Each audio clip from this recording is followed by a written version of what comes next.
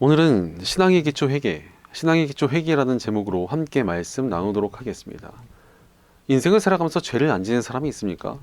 단언컨대 죄를 짓지 않고 살아간 사람은 예수님 빼고 아무도 없을 것입니다. 사람이라면 누구나 죄를 짓기 마련입니다. 아무리 겉과 속이 깨끗해 보이는 사람도 죄에 넘어지고 흠과 어두운 부분을 가지고 있습니다. 법 없이 살 사람이란 평가를 듣는 착한 사람들도 마찬가지입니다. 예수님께서 말씀하신 것처럼 악한 마음, 예를 들어 음란함이나 탐욕이나 미움 같은 것들까지 죄라고 적용한다면 그 누구도 죄인의 범위에서 벗어날 수 있는 사람은 없을 것입니다. 실제로 우리 기독교는 인간은 모두 죄인이라고 못 박아 놓았습니다. 바로 인간의 선조인 아담이 죄를 지은 이후 모든 인류는 원죄 가운데서 태어나게 되었기 때문이라는 것입니다. 이렇게 앞에서 멀끔하게 옷을 입고 설교를 하는 목사도 죄인입니다. 늘 천사같이 사람들을 챙기는 사모 역시도 죄인의 범위에서 벗어날 수가 없습니다. 사실 많은 초신자들이 착각하는 것이 교회는 죄를 안 짓는 의인들의 공동체라고 생각을 합니다. 그래서 교회에서 죄를 짓거나 악한 사람들을 보면 충격을 받고 믿음에서 흔들리기까지 합니다. 하지만 교회는 의인의 공동체가 아닌 죄인들의 공동체입니다. 그저 예수님의 은혜로 죄를 용서받고 회개하여 변화되고자 힘쓰는 사람들의 모임입니다. 그러니 여전히 부족하고 죄에 넘어지는 사람들이 있을 수밖에 없습니다. 사실 사람은 죄를 짓지 말아야지 라고 결단해도 또 넘어지곤 합니다. 우리 모두 다 그런 경험이 있을 것입니다. 잘못을 저지르고 이제 다시는 이런 짓은 하지 말아야지 라고 결단하지만 또 무너집니다. 사실 우리는 결단만으로 죄를 이기지 못하기 때문입니다. 우리는 불완전한 피조물이기 때문에 우리의 부족한 결단이나 각오만으로 죄를 이길 수는 없습니다. 누구든지 언제든지 무너질 수 있다는 것입니다. 다만 이렇게 넘어졌을 때의 반응이 중요합니다. 예를 들어서 어떤 조직을 운영하다 보면은 사고가 안 나긴 어렵습니다. 인간이 이끄는 조직이기 때문에 어쩔 수가 없습니다. 하지만 중요한 것은 그 사고를 어떻게 수습하느냐가 그 조직의 실력을 가늠합니다. 마찬가지로 우리도 죄에 넘어졌을 때 어떻게 반응하느냐가 우리 신앙의 실력이라는 것입니다. 그렇다면 우리가 죄에 넘어졌을 때 먼저 우리 마음이 어떻게 반응을 합니까? 나의 잘못 때문에 스스로를 자책하게 되고 죄책감에 시달리게 됩니다. 왠지 나의 죄로 인해 벌 받을 것 같다는 두려움이 느껴질 때도 있습니다. 죄를 지은 이 자신에 대한 혐오감도 느껴질 때도 생깁니다. 무엇보다도 죄로 인한 수치심이 우리를 괴롭힙니다. 이런 죄로 인한 수치심이 있기 때문에 아담과 하와 역시도 하나님의 얼굴을 피해 숨어서 나뭇잎으로 스스로를 가린 것 아니겠습니까? 바로 죄는 우리 수많은 부정적인 감정을 심어줍니다. 그렇게 심리학자인 호버트 모어러는 인간의 심리적인 문제들은 죄책감으로 인한 불안 때문이다 라고 말하기도 했습니다. 그만큼 죄는 우리를 괴롭히고 망가뜨립니다. 이때 더 중요한 것이 있습니다. 바로 이 마음에서 느끼는 것들에 대한 우리의 반응입니다.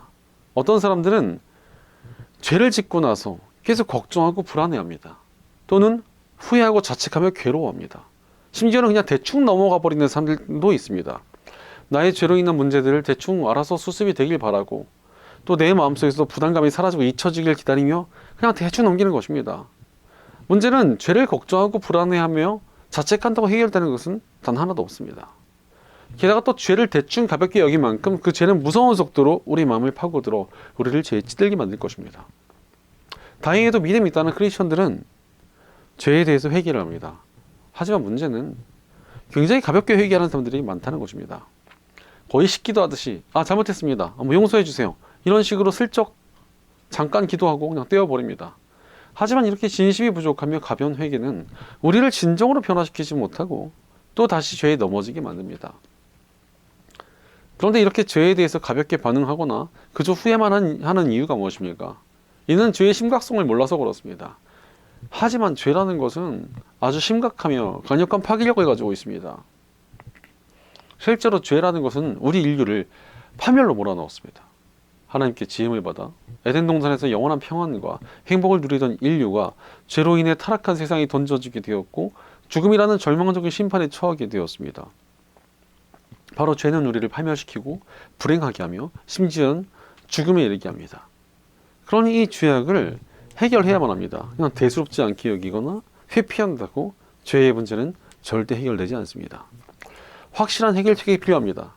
그 확실한 해결책은 바로 진정한 회개에 있습니다.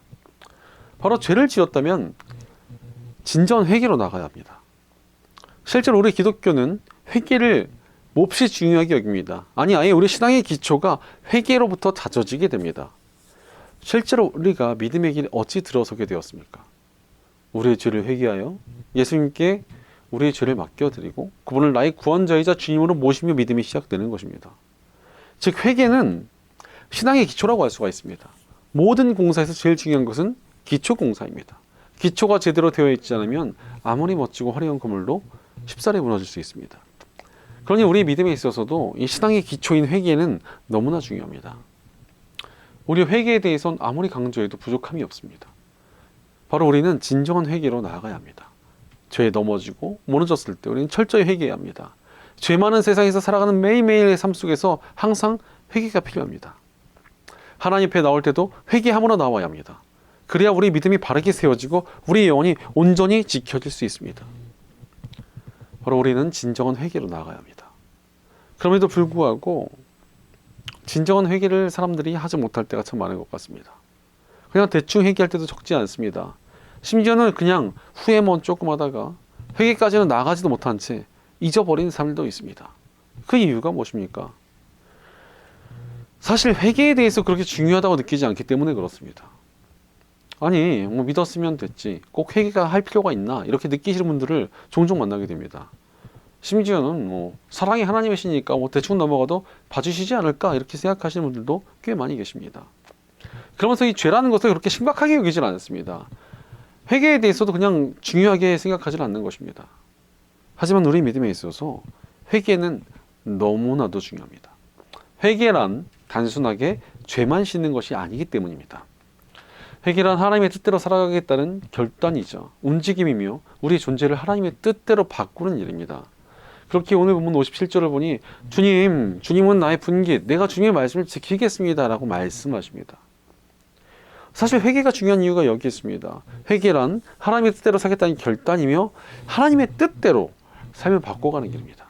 그런데 이렇게 하나님의 뜻대로 살아가는 것이 왜 중요합니까? 오늘 본문은 주님은 나의 분깃이라는 표현을 씁니다. 성경에서 분깃이라는 표현은 굉장히 중요한 의미를 가집니다. 자신에게 주어진 몫이라는 의미인데 유산이나 전리품에서 자기가 챙겨야 될 몫을 의미했습니다. 여기서 주님은 나의 분깃이라는 말은 내가 얻게 될 모든 좋은 것들이 다 하나님께 있다는 뜻입니다. 그러니 하나님의 뜻 가운데 있을 때 내게 모든 좋은 것들이 거침없이 다 주어진다는 것입니다. 그렇게 오늘 본문에서는 하나님의 뜻을 지키겠다는 거룩한 결단을 드리고 있는 것입니다. 하나님께 모든 좋은 것이 있으니 하나님의 뜻이 아닌 것에서 나는 돌아서겠습니다 라고 고백하는 것입니다. 실제로 하나님께서 내게 모든 좋은 것을 주시는데 그렇다면 하나님의 뜻에서 벗어나는 것은 굉장히 두려운 일 아니겠습니까? 예를 들어서 우리가 뭐 최고의 복지와 넉넉한 월급과 뭐 정년 보장까지 되는 정말 좋은 일자리를 얻었다고 합시다. 그런데 이 자리를 잃어버릴지도 모르는 지대한 잘못을 저질렀다면 어떻게 하겠습니까? 이 잘못을 어떻게든 바로 잡으려고 난리가 나는 게 정상입니다. 이것을 바로잡지 못한다면 정말 큰일 난다고 두려워하는 것이 당연한 일이지 않습니까? 그런데 하나님의 뜻에서 벗어나는 것은 이 좋은 직업을 잃는 것보다 훨씬 더 무서운 일입니다.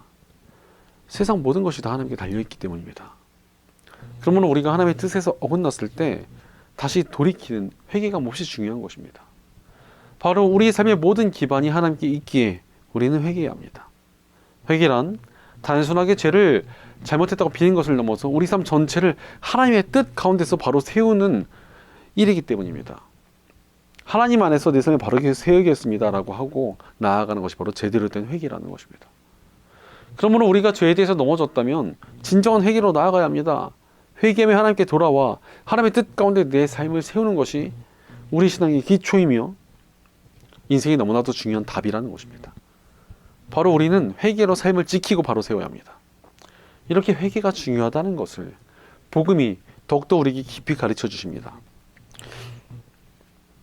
예수님께서 이 땅에 오셔서 우리를 위해 십자가에서 죽임당하신 이유가 무엇입니까? 우리가 죄인이었기 때문입니다. 죄인인 우리는 도무지 스스로를 구원할 수가 없고 절대 자신의 힘으로 죄를 이길 수가 없으니 우리를 구하시기 위해 예수님께서 이 땅에 오셔서 십자가를 지신 것입니다.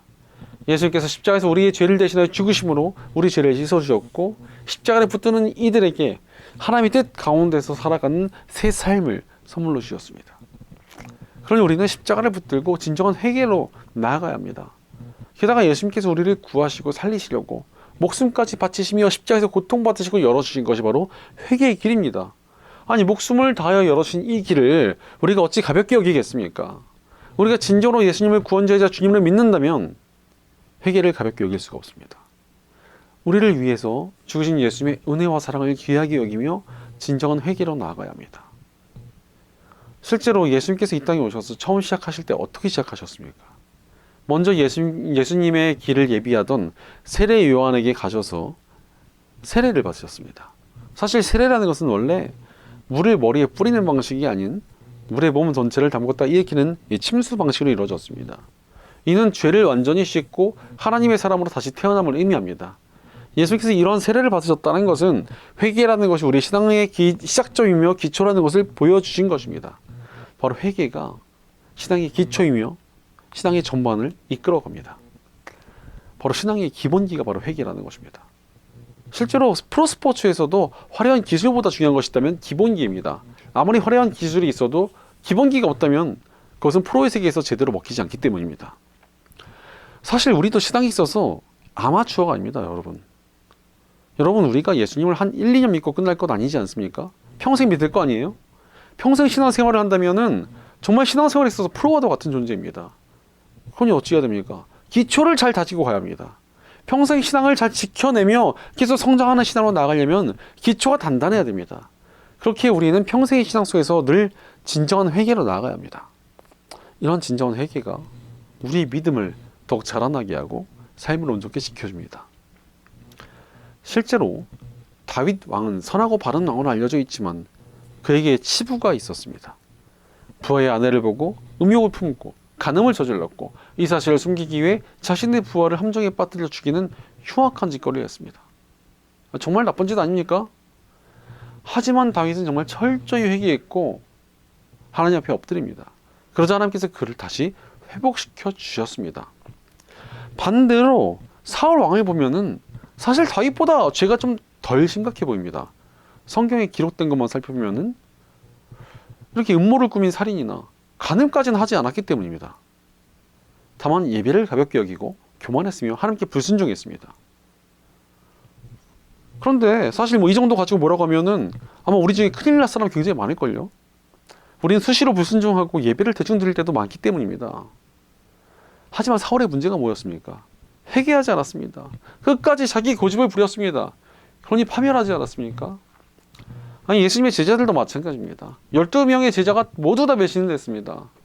그 중에 가장 죄질이 나쁜 게 누굽니까? 사실 베드로랑 가룟 유다 아니겠습니까? 뭐 가룟 유다는 말할 것도 없이 몰래 예수님을 돈 주고 팔아먹은 배신자입니다. 그런데 베드로도 뭐 크게 다르지 않습니다. 예수님을 3번이나 부인했고 저주까지 했습니다. 심지어 그가 예수님을 부인하고 저주할 때 그 위치가 예수님 바로 근처였다고 합니다. 바로 예수님이 귀에 정말 잘 들릴 정도로 가까운 거리에서 배신을 저지른 겁니다. 아니, 둘 중에 누가 더 악하다 평가하기가 좀 어렵지 않습니까? 다만 차이가 뭡니까? 베드로는 철저히 회개하고 회복되었습니다. 심지어 변화되어서 교회의 지도자로 쓰임받았습니다. 반면에 유다는 끝까지 회개하지 않고 그냥 후회만 했습니다. 그러다 보니 끝내 파멸하고 처참한 최후를 맞이했습니다. 회개하고 안 하고의 차이가 너무나 선명하게 갈렸습니다. 우리 신앙과 인생도 마찬가지입니다. 진정한 회개가 우리의 신앙과 삶과 영혼을 살립니다. 진정한 회개가 있어야 우리의 믿음이 온전히 자라나고 하나님의 뜻 가운데서 복된 삶을 살 수 있다는 것입니다. 그러므로 우리는 진정한 회개로 나아가야 합니다.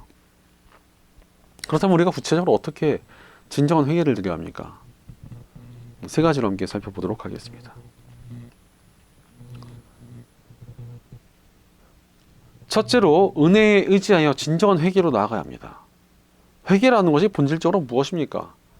우리의 죄를 용서해달라고 하나님께 나아가는 것입니다. 그런데 이렇게 용서를 구할 수 있는 이유가 뭡니까?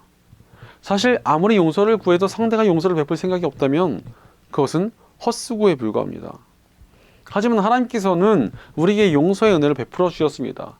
우리가 뭐 잘해서도 아니고 우리가 잘나서도 아닙니다. 하나님께서 전적인 은혜를 베풀어 주셨기에 우리가 회개하며 나아갈 수 있게 된 것입니다.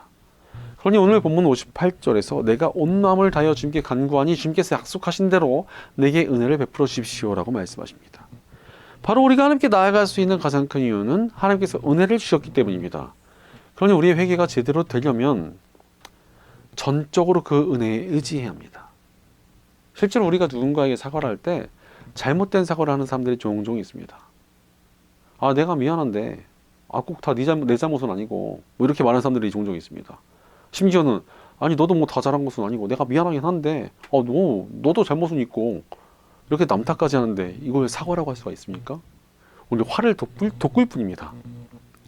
진짜 사과는 자신의 잘못과 책임을 인정하고 상대의 자비를 구하는 것입니다.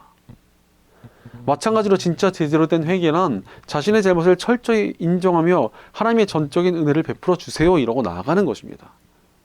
저는 아무것도 잘난 것도 잘한 것도 없는 죄인입니다. 오직 십자가에 보혈 저를 씻어주시고 용서해 주세요. 저는 제 죄값을 갚을 수 없는 무력한 존재입니다. 오직 주님이 저를 구해 주세요. 하나님이 저는 스스로를 거룩하게 만들 수가 없습니다. 오직 하나님만이 저를 고치실 수 있습니다. 저를 회복시켜 주세요. 이렇게 철저히 낮아져서 하나님의 은혜를 구하는 게 진정한 회개라는 것입니다. 철저히 낮아져서 은혜를 구하는 회개야말로 하나님께서 기뻐하시는 진정한 회개입니다. 그리고 그렇게 철저히 낮아질 때만 우리는 진정으로 변화를 위해 나아갈 수 있습니다. 예를 들어서 낡고 망가진 건물을 제대로 고치려면 어찌해야 됩니까? 다 때려 부수고 새로 지을 때 가장 제대로 고칠 수가 있습니다. 괜히 뭐 이건 아까우니까 그래도 이건 좀 아쉬우니까 이러면서 벽을 놔두려고 하거나 뭐 창문을 그대로 두겠다고 하면은 제대로 새롭게 지을 수가 없습니다. 하지만 다 내려놓고 건축가의 손에 맡길 때 멋지고 아름다운 새 건물이 지어지는 것입니다. 마찬가지로 우리도 스스로의 의나 자존심, 잘난 것들 다 내려놓고 오직 하나님의 은혜에 우리를 맡기며 회개해야 합니다. 바로 하나님 앞에 철저히 낮아져 하나님의 은혜를 구하며 진정한 회개로 나아가야 합니다. 그때 우리가 죄를 이기고 하나님 안에서 회복된 삶을 살아가게 될 것입니다. 스스로를 완전히 내려놓고 낮아져서 하나님의 은혜를 구하는 진정한 회개로 하나님 안에서의 참된 용서와 회복을 경험하는 복된 저 여러분 되시기를 축원합니다.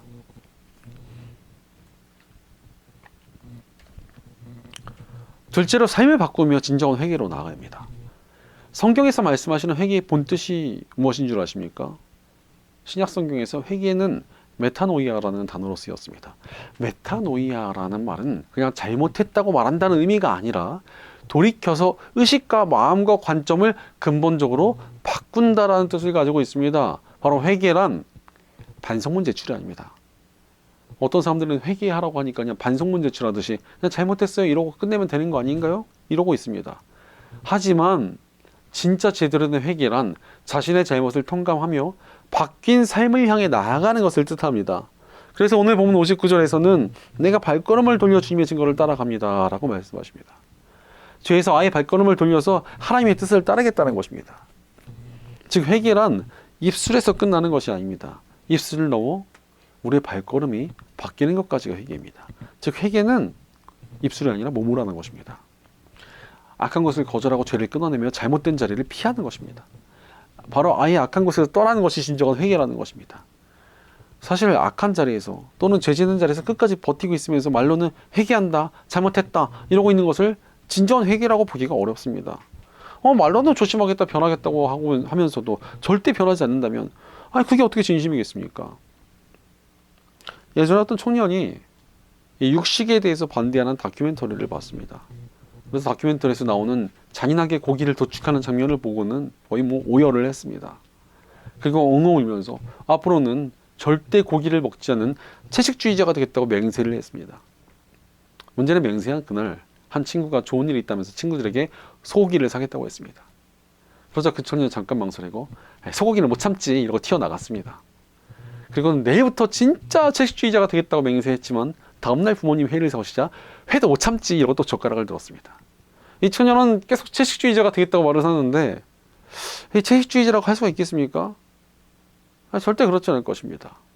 오히려 계속 이렇게 살다가는 점점 옅어져서 나중에는 다큐멘터리고 뭐 다 잊어버리고 여전히 고기도 회도 잘 먹는 그런 삶을 살 것입니다. 마찬가지입니다. 정말 회개하여 거룩해지려면 변화가 있어야만 합니다. 우리는 삶의 행동을 바꾸며 진정한 회개로 나아가야 합니다. 조금이라도 바뀌는 게 있어야 진짜 회개라는 것입니다. 그러므로 우리는 우리 행동을 조금씩이라도 바꿔나가야 합니다. 내 안에 슬쩍 용납하고 있던 악한 죄들, 우리의 나쁜 습관들, 은근히 내게 만족을 주던 죄악에서 돌이켜야 합니다.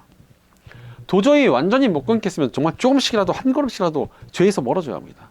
그때 회복의 역사가 시작됩니다. 하나님의 놀라운 은혜와 능력이 임하게 된다는 것입니다. 하나님께서는 변화를 향해 나가는 이들의 발걸음을 기뻐하시고 복주시는 분이시기 때문입니다. 그러므로 변화의 발걸음을 걸으며 진정한 회개로 나아가야 합니다. 나의 삶 속에서 작더라도 변화를 향한 발걸음을 내디딤으로 그 발걸음을 응원하시는 하나님의 은혜와 복을 풍성히 누리며 거룩해져가는 저와 여러분 되시기를 축원합니다.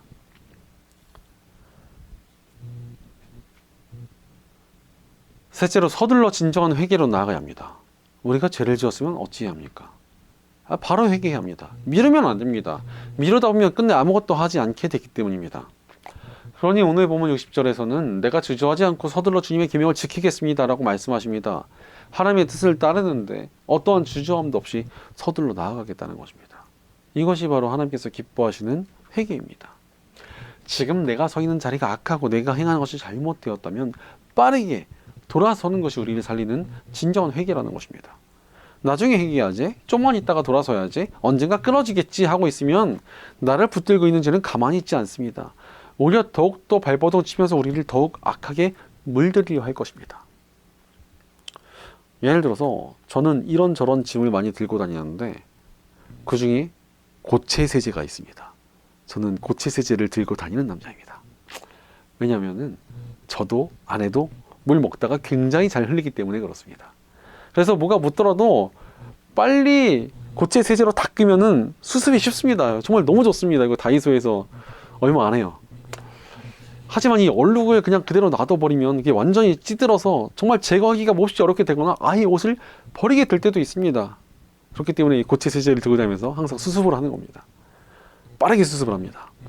죄도 마찬가지입니다. 죄를 방치하면 우리 마음이 찌들어 버립니다. 찌들어 버린 죄를 끊어내기란 정말 쉽지 않습니다. 방치할수록 죄는 더욱더 끊어내기가 어렵습니다.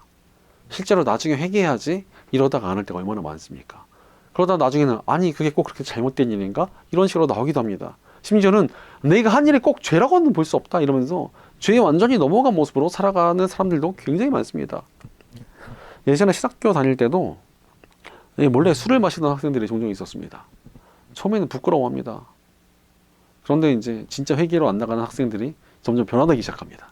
나중에는 술을 마시는 것이 그렇게 큰 잘못은 아니다 이러고 다닙니다. 나중에는 교회는 술을 허용해야 된다, 고리타분해야 된다, 목사가 취해도 된다 이러고 다닙니다. 안타깝게도 그렇게 말하던 친구들은 대부분 사회길을 떠났습니다. 안타까운 게 아니라 다행이 아닌가 싶기도 하네요. 심지어 믿음의 길에서 흔들린 경우도 생겼습니다. 이 일은 좀 안타까운 것 같습니다. 반면 회개하고 돌아온 친구들은 그래도 쓰임받고 은혜를 누렸습니다. 모든 죄에 대해서 마찬가지입니다. 서둘러 진정한 회개로 나아가야 합니다. 심지어 죄에 넘어지면서도 깨달았다면 회개해야 합니다. 빠른 회개가 우리를 죄에서 건집니다. 회개가 빠를수록 죄는 우리를 지배하지 못하게 되기 때문입니다. 영국의 목회자 찰스 스펄전은 반복된 회개가 죄를 이기게 한다는 굉장히 유명한 말을 남겼습니다. 저는 여기에 빠르게라는 말을 덧붙이고 싶습니다. 빠르게 반복하며 회개하면 우리는 반드시 죄를 이깁니다. 잠시 넘어져도 빠르게 회개하며 돌아올 때 죄가 우리를 물들일 수 없고 분명히 더욱 온전케 되어갈 것이기 때문입니다. 그러므로 죄에서 넘어지더라도 서둘러 진정한 회개로 나아가야 합니다. 망설이지 말고 빠르게 회개하며 죄에 물들지 않고 온전해져서 하나님 안에서 거룩해지고 회복되어지는 복된 저와 여러분 되시기를 축원합니다. 사랑하는 여러분, 죄가 많은 이 세상에서 어떻게 살아가고 계십니까? 우리는 수시로 유혹을 당하고 죄에 넘어지기도 하며 악에 물들기도 합니다. 그러니 이 세상에서 스스로 지켜야만 합니다. 그러기 위해서는 회개가 필요합니다. 그것도 진정한 회개가 우리에게 필요합니다. 영국의 목회자 오스왈드 챔버스는 하나님께서 나의 삶 속에 들어오실 수 없는 이유는 아직 온전한 회개에 이르지 못했기 때문이다 라고 말했습니다. 바로 온전한 회개가 있을 때 악한 세상 가운데 사는 우리 삶 가운데 하나님께서 임하시고 역사해 주실 것입니다. 이런 하나님의 임재가 우리 삶 가운데 있을 때 우리는 하나님의 능력으로 말미암아 악한 세상을 이기고 죄에 대해서 승리하며 하나님의 풍성한 복을 누리게 될 것입니다. 그러니 우리는 자신을 철저히 내려놓고 은혜를 붙들며 진정한 회개로 나아가야 합니다. 나의 삶과 행동을 바꾸며 진정으로 회개해야 합니다. 무너지고 넘어졌더라도 빠르게 주님께로 돌이켜야만 합니다. 그때 우리 삶에 하나님의 능력이 나타날 것입니다. 그러므로 사랑하는 여러분, 매일의 회개를 통해 하나님의 뜻대로 변화되고 계십니까? 철저한 회개를 통해 삶을 바꾸고 우리 삶을 거룩하게 만들어가고 계십니까? 거친 바다를 항해하는 배가 가장 경계해야 할 것은 파도가 아니라 미세하게 틀어진 각도입니다. 방향이 1도만 틀어져도 나중에는 목적지에 완전히 다른 곳에 이르게 될 것이기 때문입니다. 그러니 지혜로운 선장은 끊임없이 나침판을 보며 항로를 수정합니다. 이렇게 나침판을 보며 항해의 방향을 바꾸는 것이 바로 항해의 기본기가 아니겠습니까? 바로 회개는 우리 인생이라는 항해를 하나님께로 향하게 만드는 나침판입니다. 크리스천들에게 있어서 회개란 날마다 나를 점검하며 하나님께로 방향을 드는 신앙의 기본기라고 할 수가 있습니다. 이 회개라는 신앙의 기초를 잘 다질 때 우리의 믿음이 굳건해질 것입니다. 기초가 단단한 신앙 가운데 세워진 우리 삶은 하나님의 풍성한 능력을 누리는 놀라운 통로가 될 것입니다. 이 죄의 파도가 가득한 세상을 이기게 하시는 하나님의 능력을 누리며 승리하는 복된 믿음의 삶으로 나아가게 될 것입니다. 그러므로 우리는 진정한 회개로 나아가야 합니다. 회개라는 신앙의 기본기를 잘 다지며 하나님 안에서 거룩해지고 온전해져서 단단한 믿음으로 악한 세상을 이기고 승리하는 복된 저와 여러분 되시기를 주의 이름으로 축원합니다. 기도하겠습니다. 우리에게 회개의 기회를 주시고 십자가의 복음을 통해 회개의 길을 열어주신 고마우신 하나님 감사와 찬양을 드립니다. 하나님께서 죄를 미워하시고 그 죄가 우리를 파괴하는데도 불구하고 우리가 죄를 너무나 쉽게 생각하지는 않았는지 우리의 삶을 돌이켜봅니다. 그러나 이제 우리가 늘 회개함으로 스스로를 거룩하게 지키기 원합니다. 철저히 하나님의 은혜에 의지하여 낮은 자세를 회개하는 저희가 되게 하여 주시옵소서. 입술의 고백을 넘어 삶을 바꾸는 행동의 회개로 나아가게 하옵소서. 죄가 있다면 망설이지 않고 회개의 자리로 나아가는 지혜를 주시옵소서. 우리의 공동체 가운데도 함께해 주셔서 저희가 함께 회개함으로 주 안에서 온전케 되어 하나님의 거룩한 통로가 되고 주님의 능력과 은혜를 풍성히 누리는 공동체로 세워주시옵소서. 늘 우리와 함께 하시며 거룩하게 세워가시는 우리 주 예수님의 이름으로 기도드리옵나이다. 아멘.